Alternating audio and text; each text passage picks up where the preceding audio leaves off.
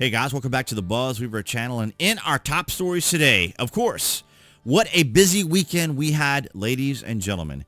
If you're new to the channel, what we do here on the BuzWeaver channel is we take the difficult, we take the complicated, we take the tumult, we take the confusion, and we break it down so everyone can easily understand what all is going on, particularly since a situation like this is going to create a lot of confusion, particularly when the political figures are out there trying to give their side of the story without giving the complete information, and of course this leads to a lot of confusion. So from Politico, or PolitiFact, I'm sorry, did Trump violate War Powers Act by bombing Iran nuclear sites? And of course I'm sure many of you have heard about this at least over the weekend, if not by today. And what we're going to do is we're just going to break down some of these, we're going to break down the story, but I may skip over and highlight certain things here just to be able to give you guys the direct information. So we have President Donald Trump became the latest in a decades-long pattern of presidents not waiting for Congress to weigh in on war plans when he approved the June 21st U.S. military strikes on Iran nuclear sites. Now here's where the semantics begins, because we're not at war with Iran. We targeted the regime, which is the #1 state sponsor for terrorism in the world.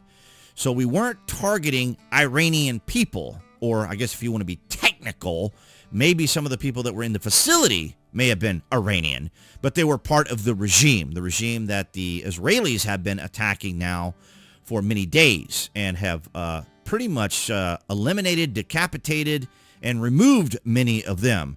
So we were taking a policing style action is the way I frame it. Now, this is just my opinion, the way I'm framing it. I'm not trying to suggest that this is what the president and others have said, so we'll get into what they have said here in a moment. So some members of Congress, of course, from both political parties balked at Trump's skirting Congress role. But this is not unusual, because the last time a president went to Congress to get approval for war was FDR back in World War II. Since then, presidents have found ways around that to be able to take particular actions, and we'll get to that here shortly. You can see here, Himes, a Democrat from Connecticut, the ranking member of the House Intelligence Committee, said a clear violation of the Constitution. Then you got Adam Schiff, and then of course down here you had Massey and Kane trying to push resolutions. And of course it's all bureaucracy. These are all things that stall and slow things down and makes government very inefficient. That kind of goes without saying. And that is that the Democrats, and I would argue, ladies and gentlemen, that the reason that this went so smoothly, that this went so precisely and decisive, was because they didn't notify Democrats about this was going to happen. So in a way, as we've talked about here on the BuzWeaver channel, you know, Trump is a businessman. He kind of runs the government as a business. But unfortunately, that's not the way our government works. And sadly, our government is so bloated, so weighted down with red tape and bureaucracy, so little gets done. And so they get so upset when Donald Trump says he's going to do something, and then he does it. And that's one thing that the Democrats and the left are not accustomed to, or even the world. They're not accustomed to a politician saying he's going to do something and then actually doing it, right? They always kind of flounder on it, or, you know, pass the buck, kick the can down the road, all these sorts of acronyms and analogies to describe bureaucracy.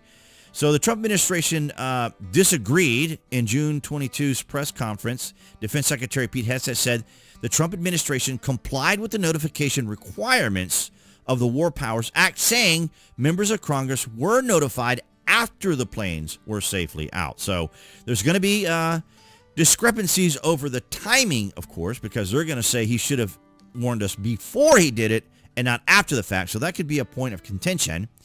On NBC's Meet the Press, Vice President J.D. Vance said Trump acted within his power to prevent the proliferation of weapons of mass destruction, and the surgical strike was not intended to lead to a protracted war, which is exactly what we talked about here a moment ago. We're not at war with the Iranian people. We are at war with basically a state-sponsored terrorist organization. So we're not at war with Iran, Vance said. We're at war with Iranian's nuclear program. So again, going back to the regime. And so let's go ahead, and that's going to, down there was going to be talking about the War Powers Act. And then we're going to go straight to the section where I was saying how presidents got around it, right? So I asked ChatGPT to break it down for me. Despite its intentions, presidents often bypass the resolution by framing military actions in ways to do in a way that do not trigger its provisions, typically claiming national defense of imminent threats, right? Presidents argue that imminent threats to national security or U.S. personnel require swift action. And we saw in 96, Reagan did it for Libya. And then in 2020, during Trump's first term, he did it when they took out Iranian General Qasem Soleimani, citing imminent threat, and then limited durations of scope. Military actions that are brief or don't involve sustained combat operations are framed as not constituting war under the War Powers Resolution. That describes it almost perfectly. Example, airstrikes or drone operations lasting less than 60 days. So those fit perfectly within what Donald Trump did.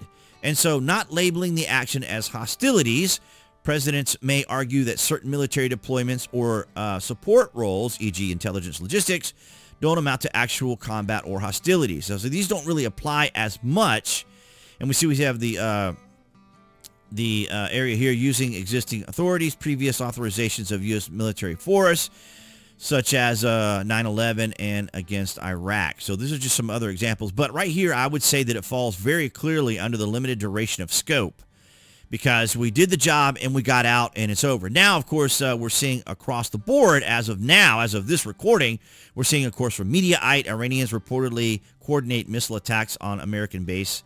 So the Trump administration knew it was coming. Nobody was surprised. They weren't. At least they prepared. This was a well-coordinated, well-thought-out, well-organized operation that was put on. And I'll say it again, and it was probably done so well because Democrats weren't informed about what was going on. So, I mean, that's kind of tongue-in-cheek there a little bit, my sarcasm and bias. And, of course, here we have Iranian warns Trump its retaliation for nuclear labs bombing is not over after firing barrage of missiles at U.S. bases. Live updates. And, of course, we have that as well. And then I mentioned here on my Instagram, you guys, of course, can follow me on my various social media platforms, but I wanted to pull up Instagram here today.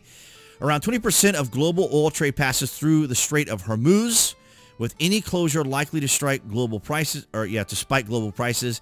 And as you can see here, this is right here next to Iran. This is the Strait of Hormuz. And they're concerned about that because the Iranian parliament was saying that they were going to shut it down. And this was going to have more of an impact on China. As you can see here, 50% of China's total oil supply comes from the area, from the United Arab Emirates, for example. And so that's going to be an interesting point of contention as well. This has not been talked about as of yet. And but I did want to go over here. We did go over the War Powers Act area here, how presidents get around it. Of course, if you guys want to read the War Powers Act, of course, the War Powers Act resolution was enacted by Congress to limit the president's ability to commit U.S. forces to hostilities without congressional approval. It requires the president to notify them 48 hours, and forces must be withdrawn within 60 days. So that's just kind of finishing up on that. And I think here to reiterate my point here, we have Scott Jennings. And I just want you guys to take a listen to this. Donald Trump has been clear-eyed and full of resolve about the Iranian threat for 20 years. He has always said you can't have peace if Iran has a nuclear weapon. And I would also say that my observations of him over the last few months are that things are running quite smoothly over in the White House and at the Pentagon. Look what happened. The deception that was involved here, no leaks, the resolve, the precision, execution. We have a commander-in-chief right now who is decisive and who knows how to operate a government and operate a military operation with absolute precision. The level of deterrence that this will put throughout the world, that our enemies should be perceiving, is very, very high. This is a great day for this president, and it's a great day for the world because he's making us safe for Western civilization. And it's important to point out here, because countries like China, Russia, and the Middle East only understand strength. I know that may seem a bit biased or maybe even a bit cynical, but it is true. These countries only understand strength.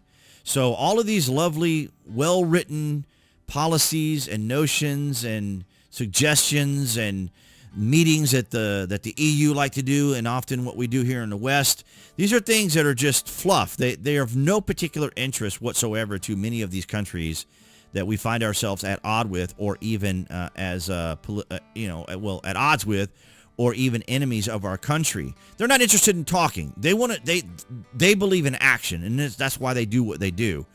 And then, of course, speaking of all that, we can't forget to talk about The Atlantic. The Atlantic, who despises Donald Trump, wrote this article in 2012, How Team Obama Justifies the Killing of a 16-year-old American.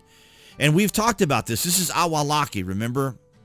the son of the terrorist Al-Awlaki, who was there. His Abdul Raham Al-Awlaki, the 16-year-old American citizen who was in Yemen. And then we have Robert Gibbs, who was what was his title there? He was the Obama press conference guy, White House press conference. Robert Gibbs, senior advisor to the President Obama's campaign there. I'm sorry if I'm going back. White House press secretary. Yeah, that's what I thought. Just want to make sure. Sorry. So Gibbs replied that when there are people who are trying to harm us and have pledged to bring terror to these shores, we've taken that fight to them. Since the kill list itself is secret, there are no way to offer a specific counterexample, but we do know that the U.S. drones are targeting people who never pledged to carry out attacks to the United States.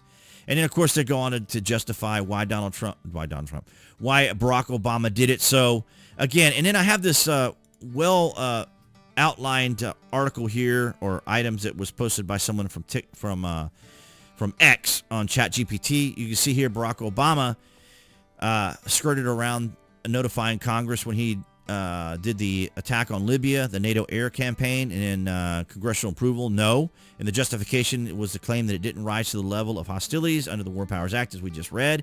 And then in Syria, he did an airstrike against ISIS. The justification used again in 2001 against Al-Qaeda. And then we have here in Somalia, Congress was not notified either, and the executive authority under counterterrorism doctrine for 2001. And then we had it under Joe Biden. And of course, you can pause the video and you can see all the various things here. Of course, the point I'm trying to make here is that both Obama and Joe Biden, as well as Bush, as well as Trump, have taken these sorts of actions without congressional approval. So you may hear a lot about it and so forth and so on. But nonetheless, I just wanted to fill you guys in and let you guys know.